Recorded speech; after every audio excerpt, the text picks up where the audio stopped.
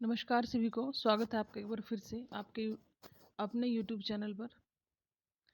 और आज मैं आपके सामने वैदिक काल के विषय में PYQ लेकर प्रस्तुत हुई हूँ। किसके विषय में? वैदिक काल। और ये जो PYQ हैं आपके, ये सारे रेलवे के एग्ज़ाम, SSC, डिफेंस और जितने भी टीचिंग नॉन टीचिंग एग्ज़ाम हैं सबसे PYQ मैंने लिए हैं। और ये क्वेश्चन आंसर के फॉर्मेट में ही मैंने इनको आज इनकी PDF मैंने तैयार की है। तो चलिए क्लास शुरू करते हैं। फर्स्ट क्वेश्चन है, वेंकटेश्वर किस देवता का एक रूप माने जाते हैं? जो वेंकटेश्वर हैं, नाम तो आपने सुना ही होगा, वेंकटेश्वर प्रभु। ये किस देवता का रूप माने जाते हैं? किस देवता का माने जाते हैं? भगवान विष्णु का। ठीक है। वेंकटेश्वर को किन अन्य नामों से जाना जाता है? वेंकटेश्वर को श्रीनिवास और बालाजी के नाम से जाना जाता है। ये सारे ही PYQ आपके, ये मत सोचना कि मैम तो पता नहीं कहाँ से ये लेके आई। ये वैदिक काल के सारे क्वेश्चन हैं और ये सारे पिछले एग्जाम में आए हुए हैं। हिंदू धर्म में 4 पुरुषार्थ कौन कौन से हैं? हिंदू धर्म में 4 पुरुषार्थ माने गए, तो वो कौन कौन से हैं? अर्थ, काम, धर्म और मोक्ष। अर्थ क्या होता है? धन। काम हमारी इच्छाएं, चाहे कोई भी इच्छा है। धर्म जो हम कार्य करते हैं, धर्म के मार्ग पर रास्ता सही है या गलत है वो। और मोक्ष क्या है? ये सारा सब कुछ त्याग कर मोक्ष की प्राप्ति कर लेना। नेक्स्ट देखिए, बृहदारण्यक, मुंडक और तैत्तिरीय किसके उदाहरण हैं? बृहदारण्यक, मुंडक और तैत्तिरीय किसके उदाहरण हैं? उपनिषदों के। ये सारे उपनिषदों के नाम हैं। हस्तिनापुर में पुरातात्विक उत्खनन किसने किया था? हस्तिनापुर में जो पुरातात्विक खुदाई करी थी वो किसने करी थी? बीबी लाल ने। हस्तिनापुर में उत्खनन कब किया गया था? ये 1951 से 1952 में हुआ था। ठीक है। आगे देखिए, धनुर्वेद किस वेद का उपवेद है? धनुर्वेद किस वेद का उपवेद है? ये यजुर्वेद का। हमारे पूरे टोटल वेद कितने हैं? 4 वेद हैं। ठीक है। ऋग्वेद, यजुर्वेद, अथर्ववेद और सामवेद। ठीक है। और धनुर्वेद का संबंध किस कला से है? युद्ध कला से है। देखो, धनु का नाम आया है तो धनु का संबंध किससे है? युद्ध कला से है। भारत में वैदिक काल का सामान्य समय क्या पता चलता है? सामान्य समय कितना है वैदिक काल का? 1500 से 500 ईस्वी पूर्व तक। जटिल शब्दों की व्याख्या और अर्थ के लिए प्रसिद्ध वेदांग कौन सा है?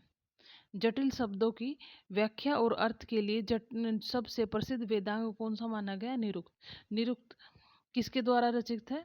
आचार्य यास्क के द्वारा।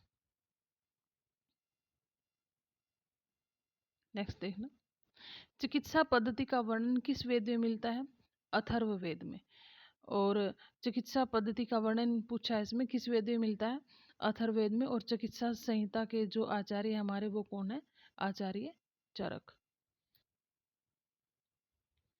नेक्स्ट देखिए, भारत के राष्ट्रीय प्रतीक में सत्यमेव जयते किस उपनिषद से लिया गया? ये मोस्ट इंपॉर्टेंट क्वेश्चन है ये, कि जो सत्यमेव जयते किस उपनिषद से लिया गया? मुंडक उपनिषद से। उपनिषद एक मुंडको उपनिषद है, एक मंडूको उपनिषद है। इसमें कंफ्यूज हो जाते हैं। ये मुंडक उपनिषद से लिया गया है। महाभारत के अनुसार भीम और हडिम्बा का पुत्र कौन था? बर्बरीक, जो अब खाटू श्याम जी के नाम से प्रसिद्ध है। महाभारत का मूल नाम क्या था? जय संहिता। ये क्वेश्चन भी कई बार आया है। महाभारत का मूल नाम क्या था? जय संहिता। नचिकेता और यम देवता के बीच का संवाद किस उपनिषद में मिलता है? कठोपनिषद में। नचिकेता और यम देवता के बीच का संवाद किस उपनिषद में मिलता है? कठोपनिषद में। नेक्स्ट देखिए, महाभारत में संजय को कौन सा वरदान मिला था? महाभारत में संजय को कौन सा वरदान मिला था? दिव्य दृष्टि का वरदान मिला था। संजय ने महाभारत का पूरा वृत्तांत किसे बताया था? अंधे राजा धृतराष्ट्र को। सप्त सिंधु का एक भाग असिकिनी नदी का प्राचीनतम नाम किस नदी का है? जो अक्सिनी नदी है, ये प्राचीनतम नाम है और ये किस नदी का नाम है? जो सप्त सिंधु का भाग है, 7 नदियों का भाग है जो, वो क्या नाम है? चिनाब नदी का नाम है अस्किनी नदी। प्रारंभिक वैदिक लोगों के जीवन को दर्शाने वाला प्रमुख वेद कौन सा है? जो प्रारंभ में वैदिक लोग थे उनके जीवन को कौन से वेद में दर्शाया गया है? ऋग्वेद में। और ऋग्वेद में कुल कितने सूक्त हैं? कितने सूक्त हैं? 1028 सूक्त हैं।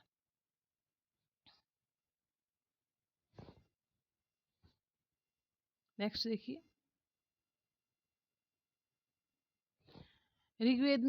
ऋग्वेद कितने मंडलों में विभाजित है? 10 मंडलों में विभाजित है। कृष्ण और शुक्ल 2 श्रेणियां किस वेद की हैं? कृष्ण यजुर्वेद, ऐसे पूरा नाम है, कृष्ण यजुर्वेद और शुक्ल यजुर्वेद। जब इनके नाम के पीछे ही यजुर्वेद लिखा हुआ है तो इससे पता चलता है कि ये यजुर्वेद की ही 2 श्रेणियां हैं। उत्तर वैदिक काल में हल के देवता किसे माना गया था? हल के देवता किसको माना गया था? इंद्र को। मनुस्मृति किस भाषा में लिखी गई थी? संस्कृत भाषा में। सबसे प्राचीन वेद कौन सा है? ऋग्वेद। और चारों वेद में सबसे छोटा वेद कौन सा है? सामवेद। और संगीत वाला वेद भी सामवेद।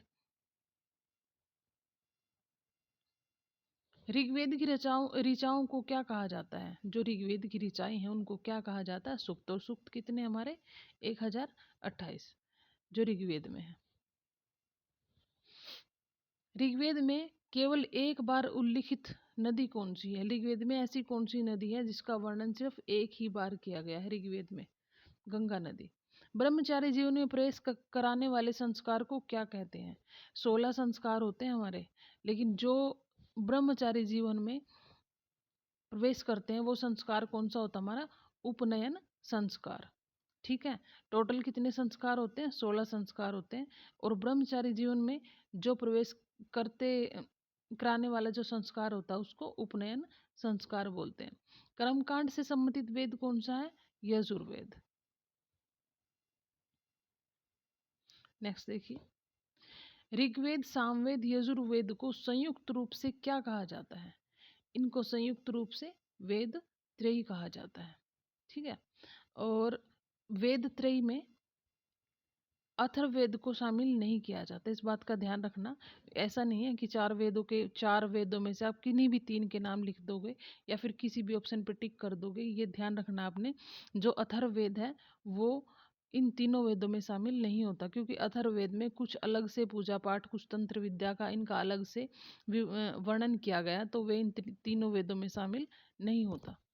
अथर्ववेद में कितने कांडों का संग्रह है? अथर्ववेद में 20 कांड का संग्रह है।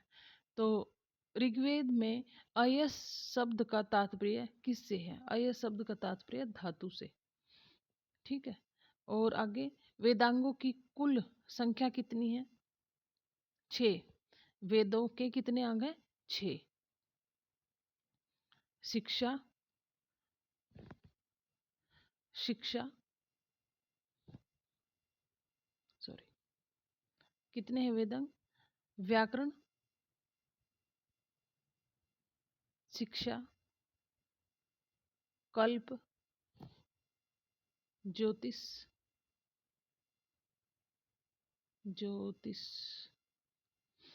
कितने हो गए? 4 हो गए ना। और छंद और निरुक्त, ये क्या है हमारे? वेदों के 6 अंग हैं। ज्योतिष, पहले व्याकरण, फिर शिक्षा, फिर कल्प, फिर छंद, फिर निरुक्त और ज्योतिष। व्याकरण को हमारे वेदों का मुख कहा गया है, शिक्षा को घ्राण, छंद को पैर, कल्प को हस्त, निरुक्त को श्रोत्रम हमारे कान, और ज्योतिष को आंख बोला गया हमारे वेदों के। आगे देखिए, मीमांसा सूत्र किस ऋषि ने लिखा था? ये लिखा था ऋषि जैमिनी ने। वैदिक धर्म को किस रूप में जाना जाता है? ब्राह्मणवाद के रूप में। किस रूप में? ब्राह्मणवाद के रूप में। भारत वंश का उल्लेख सर्वप्रथम किस वेद में मिलता है? ऋग्वेद में, भारत वंश का। ठीक है। और ब्रह्मचर्य, गृहस्थ, वानप्रस्थ और संन्यास क्या है? ये चारों क्या है? ये 4 आश्रम के नाम है। ठीक है। ये अवस्थाएं हैं इंसान के जीवन की। ठीक है। ब्रह्मचर्य ब्रह्मचर्य व्रत वो होता है जो शादी से पहले होता है। गृहस्थ उसके बाद क्या होता है, भी गृहस्थ में प्रवेश करता है इंसान। फिर वानप्रस्थ अपनी जिम्मेदारियां निभाने के बाद का टाइम होता है। फिर उसके बाद सब सारी गृहस्थ होता है भी, जैसे शादी के बाद जो जिस जीवन में वे प्रवेश करते हैं। फिर वानप्रस्थ कब होता है, जब बच्चों की शादियां हो जाती है उसके बाद का जो समय होता है। लेकिन और संन्यास आश्रम क्या होता है, सारी जिम्मेदारियां पूर्ण होने के बाद इंसान संन्यास आश्रम में प्रवेश करता है। संस्कृत किन भाषाओं के परिवार का एक भाग है? संस्कृत इंडो यूरोपीय भाषाओं के परिवार का एक भाग है। व्यास नदी का प्राचीन नाम क्या है? विपाशा। क्या नाम है? विपाशा। मैं उम्मीद करती हूँ आपको ये क्वेश्चन बहुत अच्छे लगेंगे, मतलब यूजफुल होंगे आपके लिए। भारतीय साहित्य में कुल कितने वेद हैं? मैंने भी बताया था, ऋग्वेद, यजुर्वेद, सामवेद और अथर्ववेद, 4 वेद हैं। सबसे प्राचीन वेद जिसमें 10 मंडल है वह कौन सा है? ऋग्वेद। और इसमें सूक्त कितने हैं? 1028। ठीक है। आर्य ग्रंथों की भाषा क्या थी? संस्कृत। आर्य ग्रंथों की भाषा क्या थी? संस्कृत। हस्तिनापुर का लौह उपकरण स्थल किस राज्य में पाया गया था? हस्तिनापुर का जो लौह उपकरण स्थल था वो किस राज्य में पाया गया था? उत्तर प्रदेश में। ऋग्वैदिक, अब ये और बता दो, हस्तिनापुर की जो जो हस्तिनापुर में उत्खनन का काम हुआ था, पीछे क्वेश्चन गया, तो वो किसने किया था? बीबी लाल ने।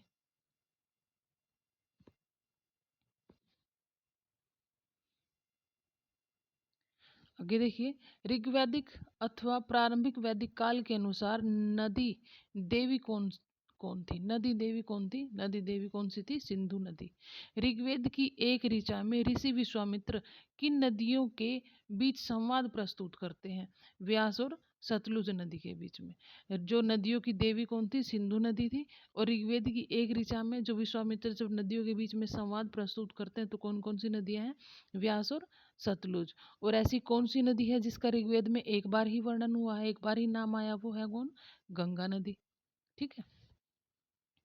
अग्नि, भारद्वाज, गौतम, काश्यप, भृगु, वशिष्ठ, विश्वामित्र कितने गोत्रों से संबंधित है? ये सारे कितने गोत्र संबंधित है? 7 गोत्र से संबंधित है।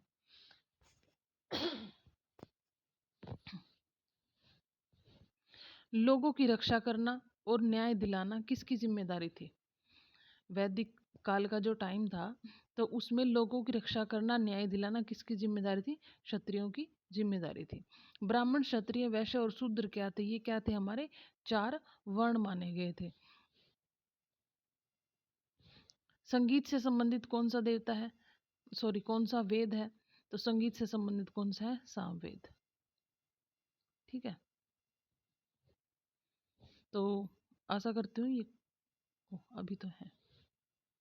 जलमग्न पृथ्वी को बचाने के लिए भगवान विष्णु ने किस रूप में अवतार लिया था? जलमग्न पृथ्वी को बचाने के लिए भगवान विष्णु ने वाराह अवतार के रूप में अवतार लिया था। हिंदू भगवान विष्णु के 10 अवतारों में तीसरा अवतार कौन सा है? हिंदू धर्म में भगवान विष्णु के 10 अवतारों में से तीसरा अवतार कौन सा? वाराह अवतार है। रामायण के अनुसार रत्नाकर का दूसरा नाम क्या था? जो रत्नाकर थे वो कौन थे? वाल्मीकि जी थे, जो रामायण के रचयिता भी हैं। ठीक है।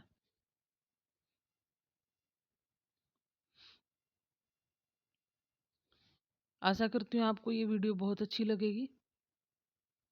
और ये सारे ही PYQ आपके डिफेंस, SSC, रेलवे, सब में से क्वेश्चन लिए। बस ये है कि मैंने वो ऑब्जेक्टिव नहीं बनाया इनको, ऐसे क्वेश्चन आंसर सीरीज में कर लिए इनको ऐसे ही। तो धन्यवाद सभी का।